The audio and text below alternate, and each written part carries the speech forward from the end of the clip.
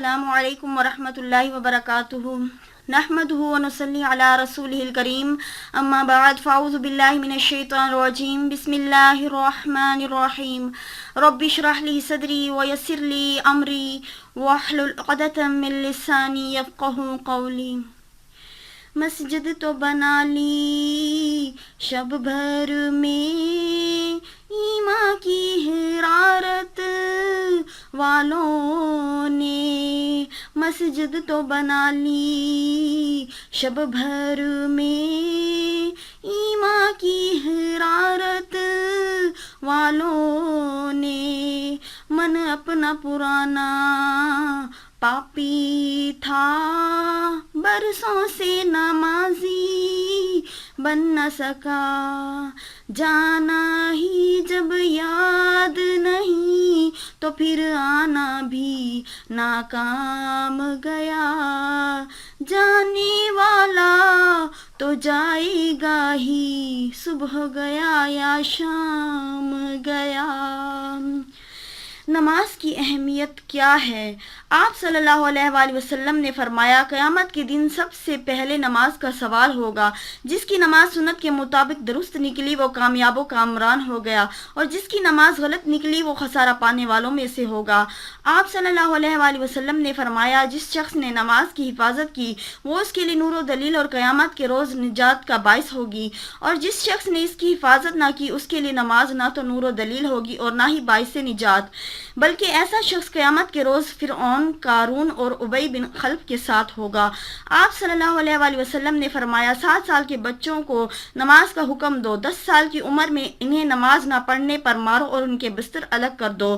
حضرت انس رضی اللہ تعالیٰ عنہ سے روایت ہے کہ جس شخص نے نماز کو اس کا وقت ٹال کر پڑھا، وضو بھی سنوار کر نہ کیا، دل کو بھی حاضر نہ رکھا، رکوع و سجود کو خوب تسلی اور اطمینان سے پورا نہ کیا، اور جب وہ نماز رخصت ہوتی ہے تو کالی بھوک ہوتی ہے، یعنی نور و برکت سے خالی ہوتی ہے، پھر وہ نمازی کو کہتی ہے، جس طرح تو نے مجھے برباد کیا اللہ تعالیٰ اسی طرح تجھے برباد کرے، یہاں تک کہ نماز جب تھوڑی سی اونچی ہوتی ہے جس قدر کہ اللہ تعالیٰ کو منظور ہو، پھر نماز چیتھڑوں میں لپیٹ کر نمازی کے منہ پر دے ماری جاتی ہے۔ حضرت ابو ہریرہ رضی اللہ تعالیٰ عنہ سے روایت ہے کہ رسول اللہ صلی اللہ علیہ وآلہ وسلم نے فرمایا، چوری کے اعتبار سے بہت برا چور لوگوں میں وہ شخص ہے جو اپنی نماز میں چوری کرتا ہے، یعنی رکوع و سجود ٹھیک طریقے سے ادا نہیں کرتا۔ نماز کے آداب کیا ہیں؟ تباہی ہے ان نمازیوں کے لیے جو اپنی نماز میں غفلت برتتے ہیں۔ اس سے مراد وضو ٹھیک طریقے سے نہ کرنا، وقت کا خیال نہ رکھنا، جلدی جلدی نماز پڑھنا، نماز خشوع و خضوع کے ساتھ نہ پڑھنا، فرائض واجبات اور سنتوں کا لحاظ نہ کرنا، غلط کام ترک نہ کرنا وغیرہ۔ نماز میں ہر کوئی نگران ہے، اس سے اس کی رویت کے بارے میں پرسش ہوگی، اس لیے نماز خود بھی پڑھیں اور دوسروں کے لیے کوشش بھی کریں، امر بالمعروف ونہی عن المنکر کے کام کرتے رہیں۔ تو آئیے دیکھتے ہیں نماز کی ادائیگی احادیث کی روشنی میں کیا ہے۔ صلو کما رأیتمونی اصلی، آپ صلی اللہ علیہ وآلہ وسلم نے فرمایا، نماز اس طرح پڑھو جس طرح مجھے پڑھتے دیکھتے ہو۔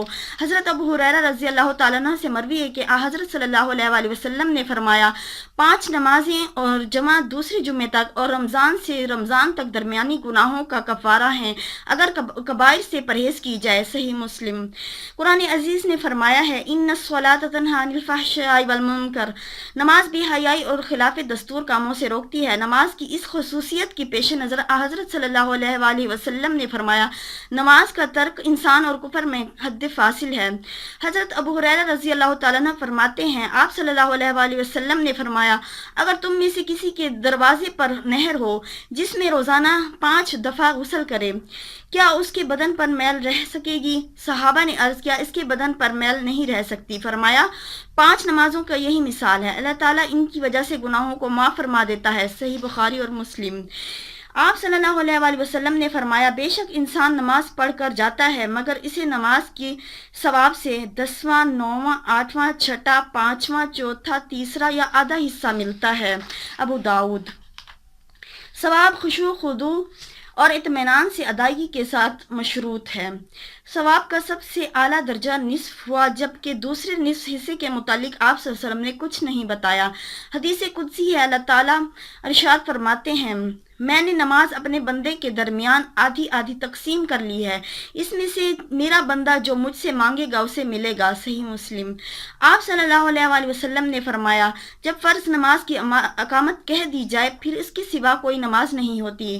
قیام کیسے کرنا چاہیے؟ نماز میں ادھر ادھر دیکھنا۔ آپ صلی اللہ علیہ وآلہ وسلم نے فرمایا، یہ اچکی ہوئی چیز ہے جو شیطان بندے کی نماز سے اچک لیتا ہے۔ آپ صلی اللہ علیہ وآلہ وسلم نے فرمایا، لوگوں کو کیا ہو گیا ہے کہ وہ اپنی نمازوں میں اپنی نظریں اوپر اٹھائے رکھتے ہیں، وہ ہر صورت اس سے باز آ جائیں وگرنہ ان کی نظریں اچک لی جائیں گی۔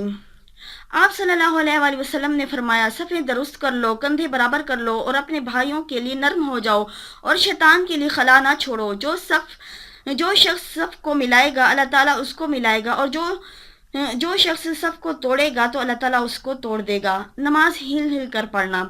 آپ صلی اللہ علیہ وآلہ وسلم نے فرمایا، یہودیوں کی طرح ہل ہل کر نماز نہ پڑھی جائے۔ نماز میں خلا چھوڑنا۔ آپ صلی اللہ علیہ وآلہ وسلم نے فرمایا، بے شک مجھے اس ذات کی قسم جس کے قبضے میں میری جان ہے، بلا شبہ میں شیطان کو دیکھتا ہوں کہ وہ صفوں میں موجود خلا سے گزر رہا ہے گویا کہ وہ بکری کا چھوٹا بچہ ہو۔ دوران نماز داڑھی کے بال، سر کے بال اور کپڑوں کو درست نہ کریں۔ آپ صلی اللہ علیہ وآلہ وسلم نے فرمایا، اے اللہ کے بندو اپنی صفیں سیدھی کر لو ورنہ اللہ تعالیٰ تمہارے درمیان اختلاف ڈال دے گا۔ آپ صلی اللہ علیہ وآلہ وسلم نے فرمایا، جو کپڑا ٹخنے سے نیچے ہوگا وہ دوزخ میں لے جائے گا۔ آپ صلی اللہ علیہ وآلہ وسلم نے فرمایا، اگر لوگوں کو پہلی صف کا اجر معلوم ہو جائے تو وہ پہلی صف میں نماز ادا کرنے کے لیے قرآن اندازی کریں۔ آپ صلی اللہ علیہ وآلہ وسلم نے فرمایا، جس شخص نے صف کی خالی جگہ کو پر کیا اس کی مغفرت کر دی جاتی ہے۔ آپ صلی اللہ علیہ وآلہ وسلم نے فرمایا، لوگوں کو پہلی صف اور تکبیر اولا کا ثواب معلوم ہو جاتا تو اپنے جسم گھسیٹتے ہوئے مسجد میں آتے۔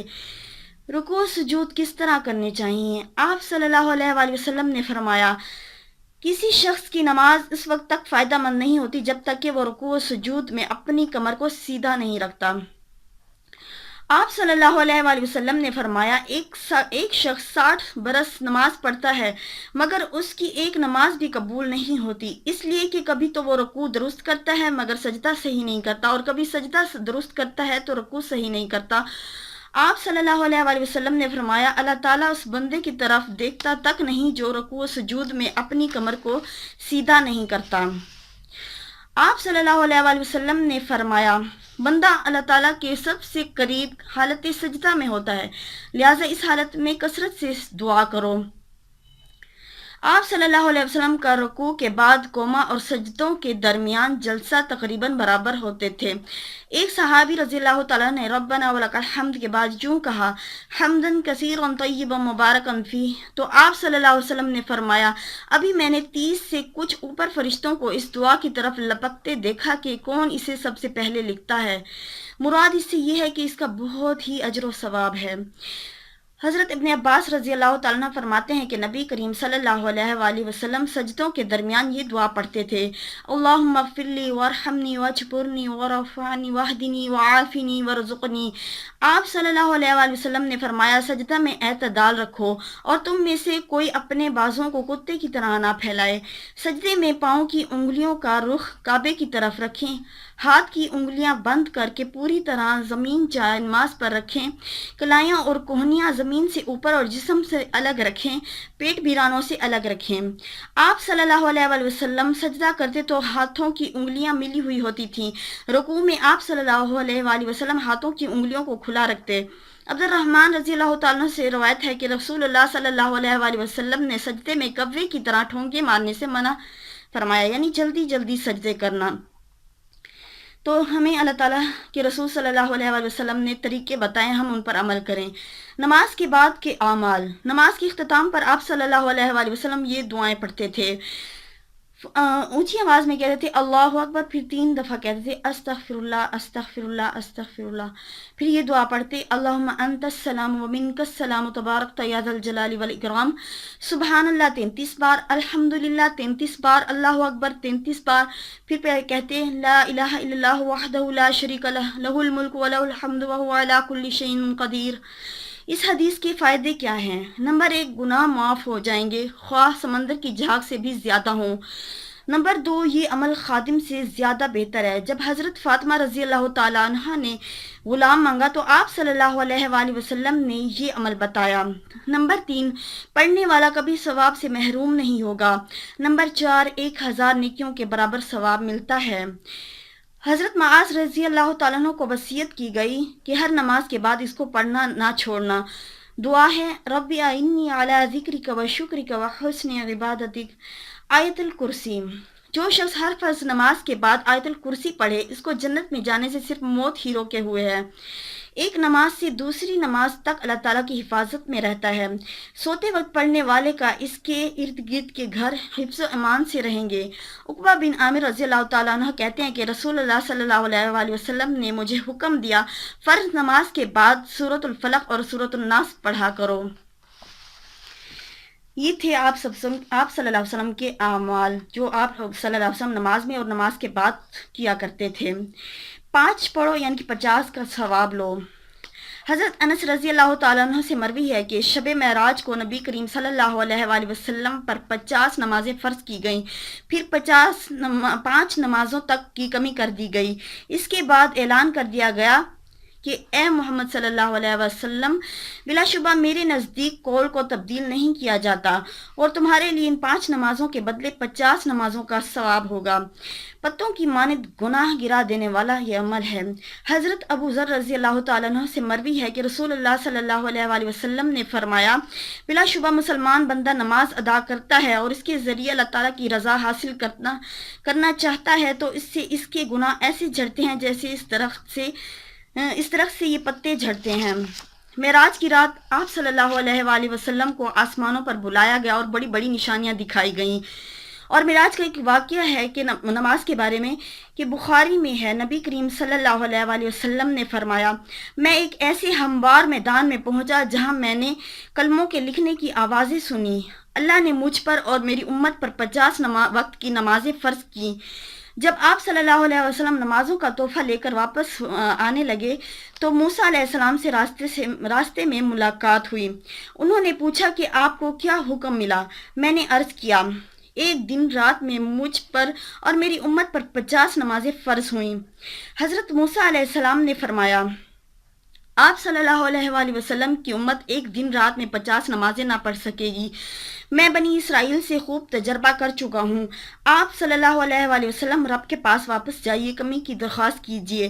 موسیٰ علیہ السلام کے کہنے پر میں واپس اللہ کے پاس گیا، کمی کی درخواست کی، اللہ نے میری درخواست کو قبول کیا، نمازوں میں تخفیف فرمائی۔ میں واپس پہنچا تو موسیٰ علیہ السلام نے پوچھا، کتنی کم ہوئی؟ میں نے کہا 10۔ انہوں نے کہا ابھی 20 زیادہ ہیں، میں واپس جائیے اور اس کو کم کروائیں۔ میں واپس گیا، 10 اور کم ہوئیں۔ موسیٰ علیہ السلام نے پوچھا، میں نے بتایا اتنی کم ہوئیں۔ موسیٰ علیہ السلام نے کہا پھر جاؤ اور کمی کراؤ۔ پھر معافی کی اپیل کی گئی اور اس طرح 10 اور کم ہوئیں۔ پھر ایک دفعہ میں 5 اور باقی 5 رہ گئیں۔ موسیٰ علیہ السلام نے کہا ابھی بھی کم کرا کے آؤ کہ لوگ 5 نمازیں بھی نہیں پڑھیں گے۔